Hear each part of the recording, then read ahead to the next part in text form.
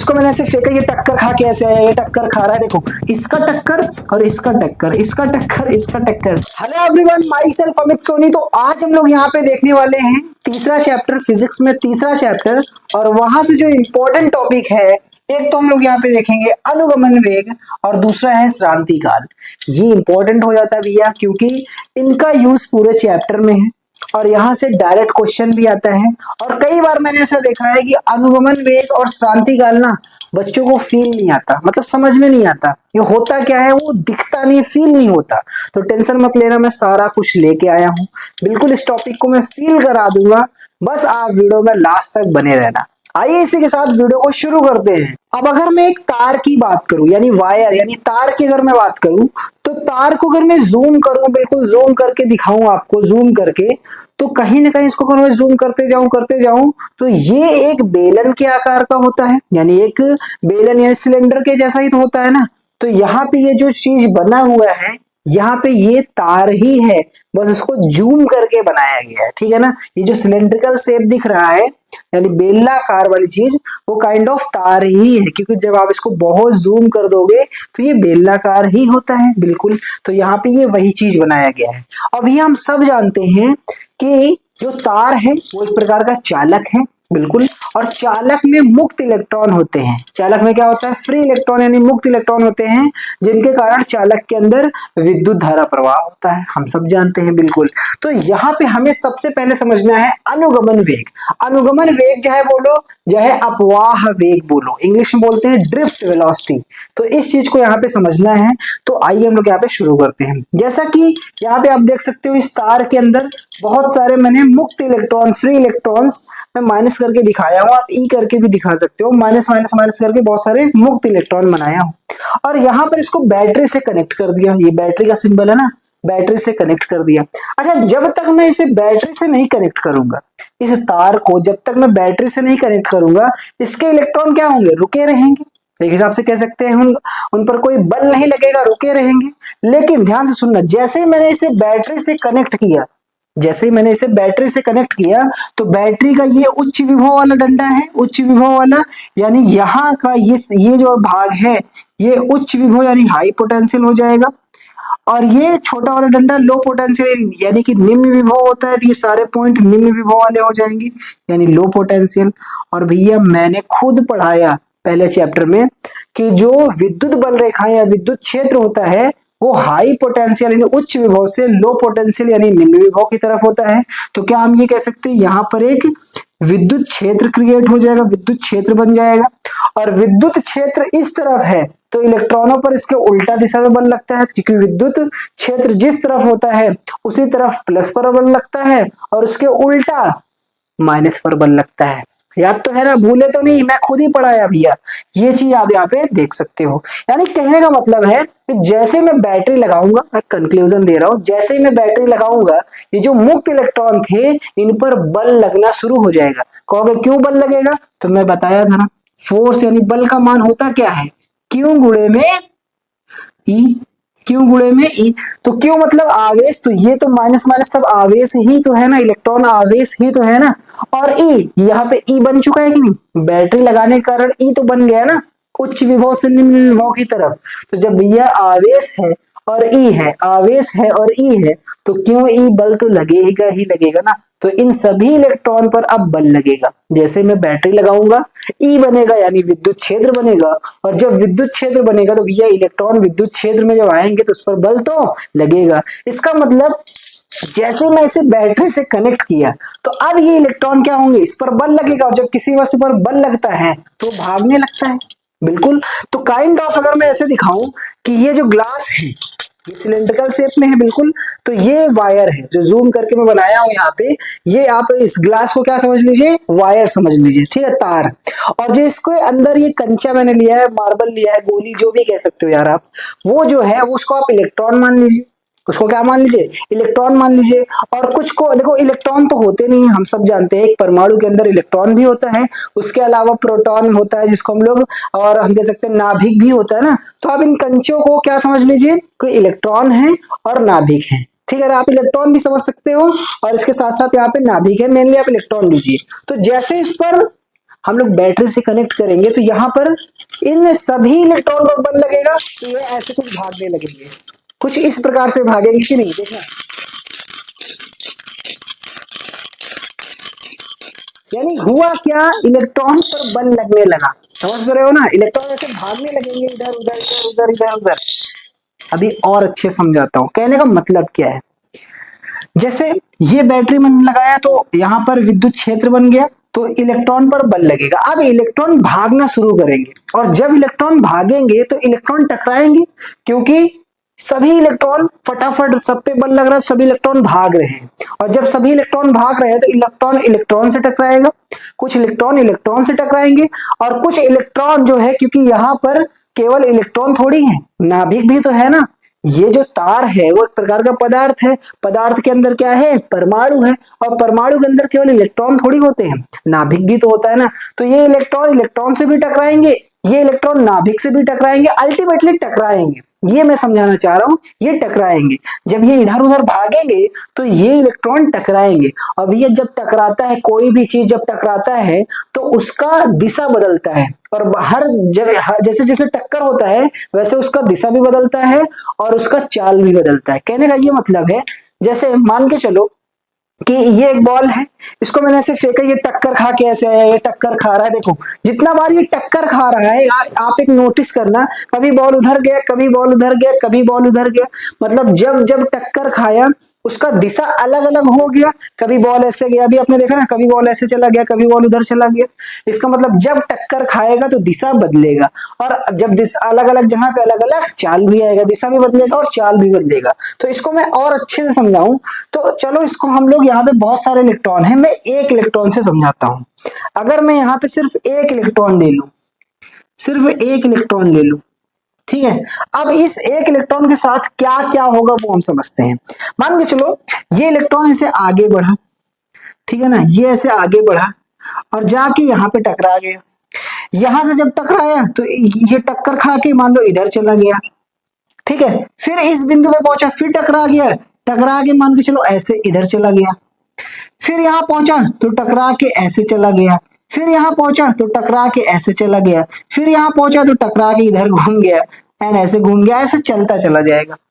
तो कहने का मतलब यहाँ पे इलेक्ट्रॉन था, जब ये यहां से यहां गया तो मान लो v1 स्पीड से गया, v1 चाल से गया, फिर यहां से यहां गया v2 से गया, फिर v3 से गया, v4 से गया, v5, v6, v7, मतलब कहने का जितनी बार टक्कर खा रहा है अलग अलग दिशा में जा रहा है और अलग अलग चाल हो जाता होगा। कभी चाल कम, पता चला गया टकराया, धीमे धीमे चलने लगा, किसी और से टकरा गया और तेज चलने लगा, समझ रहे हो ना, किसी और से टकराया और तेज चलने लगा।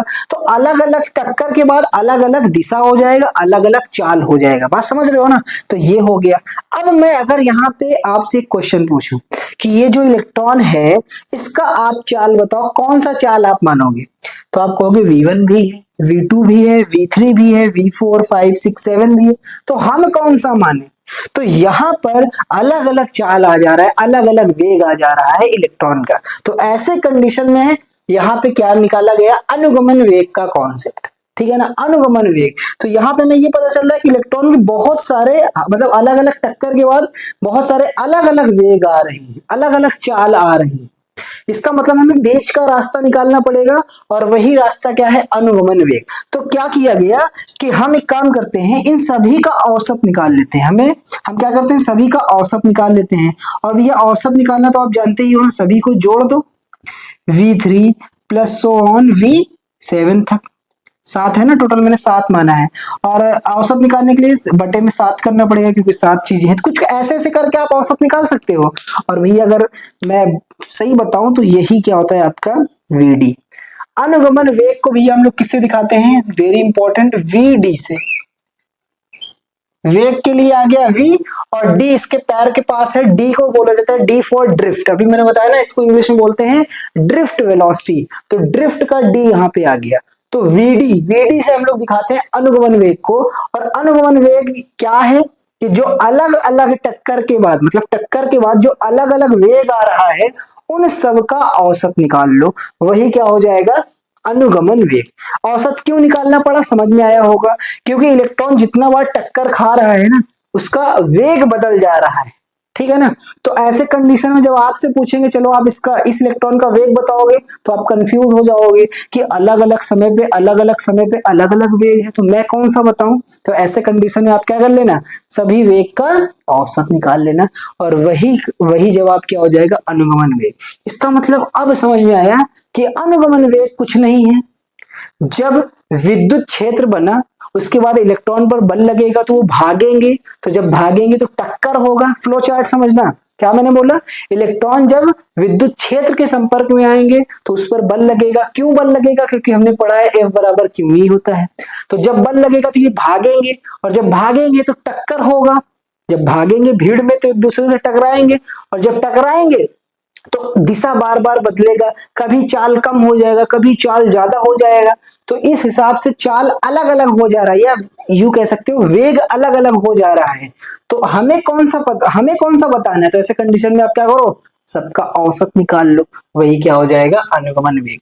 और भैया ध्यान से देखो यही परिभाषा में लिखा है, आई होप आप समझ जाओगे। अब विद्युत क्षेत्र की उपस्थिति में, बोलो विद्युत क्षेत्र जरूरी है कि नहीं, अगर विद्युत क्षेत्र ही नहीं होगा इलेक्ट्रॉन पर बल ही नहीं लगेगा, जब इलेक्ट्रॉन पर बल नहीं लगेगा तो इलेक्ट्रॉन चलेगा नहीं, जब इलेक्ट्रॉन चलेगा नहीं तो वेग शब्द का कोई महत्व नहीं होगा। इसका मतलब ये तो बहुत कॉमन सी सेंस है, कॉमन सेंस की बात है। विद्युत क्षेत्र की उपस्थिति तो होना चाहिए, विद्युत क्षेत्र की उपस्थिति में इलेक्ट्रॉनों द्वारा प्राप्त किए गए, वेरी इंपॉर्टेंट, औसत वेग को ही अनुगमन वेग कहते हैं। विद्युत क्षेत्र की उपस्थिति में इलेक्ट्रॉनों द्वारा प्राप्त किए गए औसत वेग को ही अनुगमन वेग कहते हैं। क्लियर है, विद्युत क्षेत्र होना चाहिए, जो इलेक्ट्रॉन अलग अलग चल रहे हैं उन सबका औसत ले लो, वही क्या है, वीडी है। आई होप आपको अनुगमन वेग वाला कॉन्सेप्ट समझ में आया होगा। अब आते हैं हम लोग श्रांति काल पे। श्रांति काल को मैं पहले ही बता देता हूँ, इसको हम लोग दिखाते हैं टाउ से। मेरे साथ बोलो टाउ, किससे दिखाते हैं, टाउ। कैसे बनता है, ऐसे, इसको दिखाते हैं टाउ से, और टाउ ऐसे बनता है, ऐसे करके, इसको क्या पढ़ा जाता है, टाउ। इसको हम लोग टाउ से दिखाते हैं। श्रांति काल यानी कि नाम से पता चल रहा है, काल यानी कुछ समय से रिलेटेड है। श्रांति काल को भी इंग्लिश में बोलते हैं रिलैक्सेशन टाइम। रिलैक्सेशन टाइम मतलब, रिलैक्स का मतलब समझ रहे हो ना, रिलैक्स करना, आराम करना। रिलैक्स करना मतलब आराम करना। तो जो इलेक्ट्रॉन की जितना देर आराम करते हैं ना, वही समय क्या होता है, रिलैक्सेशन टाइम। समझ में नहीं आया ना, अब समझाते हैं, सुनना ध्यान से। जैसे कहने का मतलब, हम सब जान रहे हैं कि इलेक्ट्रॉन जो है वो बार बार टक्कर कर रहा है, तो हम एक इलेक्ट्रॉन को पकड़ लेते हैं, तब हमें कहानी समझ में आएगी। तो कोई एक इलेक्ट्रॉन हम लोग यहाँ पे पकड़ लेते हैं, ठीक है ना, ध्यान से सुनना, ये यहाँ पे हम समझते हैं। जैसे हम लोग इस इलेक्ट्रॉन को पकड़ लेते हैं, मान लो ये पिंक वाला हमारा इलेक्ट्रॉन है, जिसकी गति को, जिसकी चाल को हम लोग ऑब्जर्व कर रहे हैं, मतलब समझ रहे हैं, ठीक है ना। अब मान के चलो ये इलेक्ट्रॉन है, ये कहीं से आया, ध्यान से सुनना भी है, ये कहीं से आया, मैं श्रांति काल समझा रहा हूं, ये कहीं से टकरा के अपना आ रहा होगा, आ रहा होगा, आ रहा होगा, जाएगा, इससे टकराएगा। आप यहां से समझना चालू करो, ये इलेक्ट्रॉन आया, इस वाले, चाहे आप इलेक्ट्रॉन समझ लो पीला वालों को, चाहे आप नाभिक समझ लो, उससे हमें मतलब है नहीं। ये आया, ये अपना इलेक्ट्रॉन, पिंक वाला इलेक्ट्रॉन आया, इससे टकराया, ये ऐसे आया, इससे टकराया। अब ये टकराने के बाद क्या होगा, इधर मान लो ऐसे इस तरफ आ रहा था, इधर टकरा के ऐसे जाने लगा, ऐसे जाने लगा, ऐसे जाने लगा, और जाके इससे टकरा गया। फिर से सुनो, ये ऐसे आया यहां से और इससे यहाँ पे टकराया, और टकरा के फिर ये वापस जाने लगा, जाने लगा, जाने लगा, और यहाँ पे जाके इससे टकराया। इसके बाद ये कहीं भी गया होगा, उससे छोड़ो। यानी कहने का मतलब, जब ये इलेक्ट्रॉन ऐसे आया और इससे टकराया, इससे टकराया ऐसे, और उसके बाद ये जाने लगा, जाने लगा, जाने लगा, जाने लगा, जाने लगा, और इससे जाके टकरा गया। तो कहने का मतलब, ये जो है इससे टकराया, उसके बाद कुछ देर के टकराया नहीं, ऐसे आराम से रिलैक्स करके जा रहा था, जा रहा था, जा रहा था, फिर जाके इससे टकराया, फिर जाके इससे टकराया। यानी कहने का मतलब, दो लगातार, या लगातार को हम क्रमागत भी बोल सकते हैं, दो क्रमागत टक्करों के बीच का जो समय अंतराल होता है, उसे हम लोग क्या बोलेंगे, श्रांति काल। देखो, ये पहला टक्कर, ये दूसरा टक्कर, ये पहला टक्कर, ये दूसरा टक्कर, तो इन दोनों टक्कर को हम लोग सही शब्द में क्या लिख सकते हैं, क्रमागत टक्कर, क्रमागत टक्कर।